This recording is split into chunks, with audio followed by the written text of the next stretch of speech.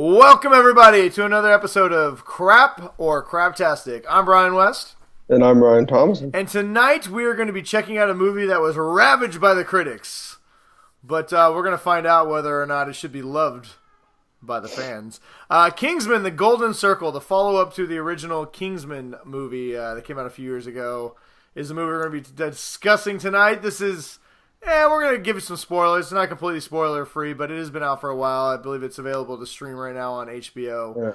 Yeah. So we're not gonna give away too much, but we are going to be talking about this movie. So if you don't know anything about it, check it out, and then maybe come back and check out this review. But right now we're going to be talking about whether or not it is worthy of the 52% it has on Rotten Tomatoes, and if it is a big pile of crap, or were the critics wrong, and is this a big craptastic gem that you should definitely check out?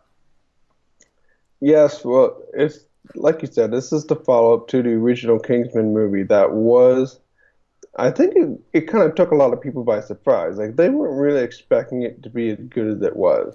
Well, it was done by Mathew Vaughn, the same guy who did Kick-Ass and a lot of other movies that we love, and it was a great movie. It was kind of a cool... It's based on a comic book. These are both based on comic books. Well, actually, I don't know if this particular story is based on a comic book story, but this property is based on comic books, and it's kind of a fun take on James Bond to an extent, I guess, where it's a way over the top. It's like if James Bond was really over the top. It was weirdly, when my wife and I watched it, we rented it, the original, and she loved it. Like, she thought it was hilarious, especially the ending, like, where people's heads, like, and that was weird because that is the last thing I would have expected my wife would have thought, was fun, in a movie. And she thought it was a great movie, watched it a couple of times. Yeah. And then we watched Kingsman, The Golden Circle. We did rent it once.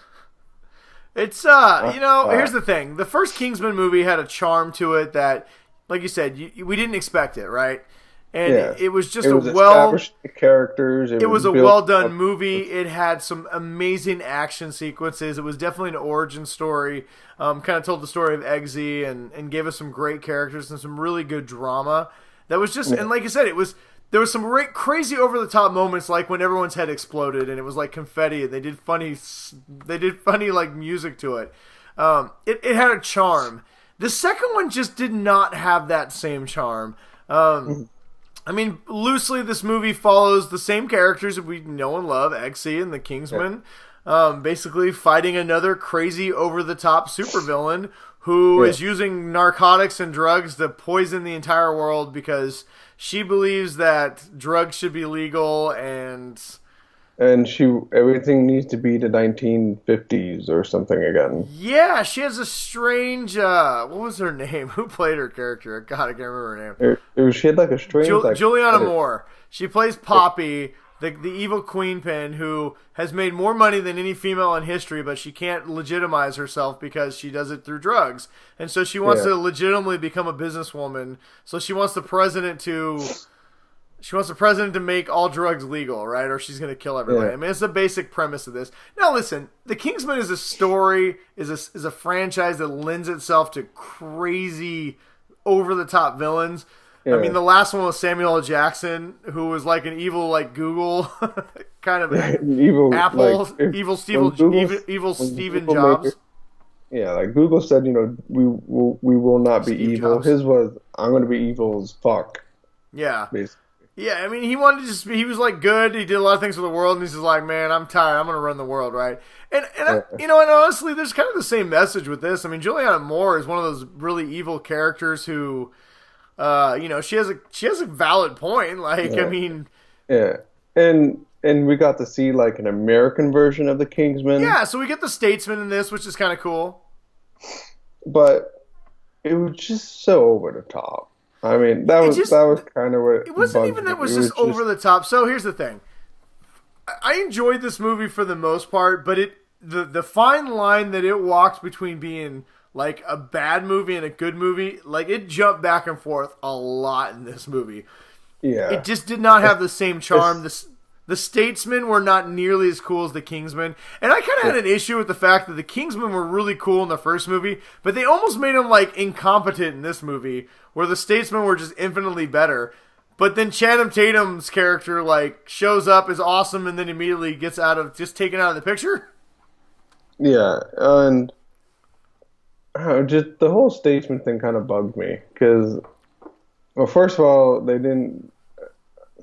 I'm trying to think of the right words to say, but it kind of took me out of it just because, like you said, it kind of made them. I wanted to see the Kingsman. I don't care. Like the Statesman should have been a very minor character role. Well, here's the thing. I didn't mind. Yeah, I mean, the movie was called Kingsman for a reason, and ultimately, the end has more to do with the Kingsman than the Statesman. But yeah, they really make the Statesman a really big part of this movie. But they kind of feel really forced into this movie, and you never really like the Statesman, which we might have mentioned is the American version of the Kingsman. They never really make them likable in the way that you like the Kingsman in the first movie, right? Yeah, I think that's what really bugged me. I never cared about any of the Statesman people. Well, and there's a lot of weird plot twists in this that aren't really earned. They just kind of throw them in to do it.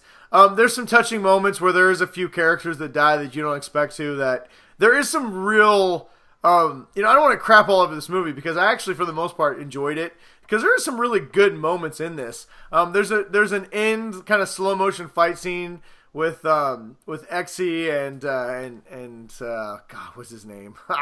Colin Firth, Harry in this. Spoiler alert, he's back. He's in the trailer, so we're not giving away anything.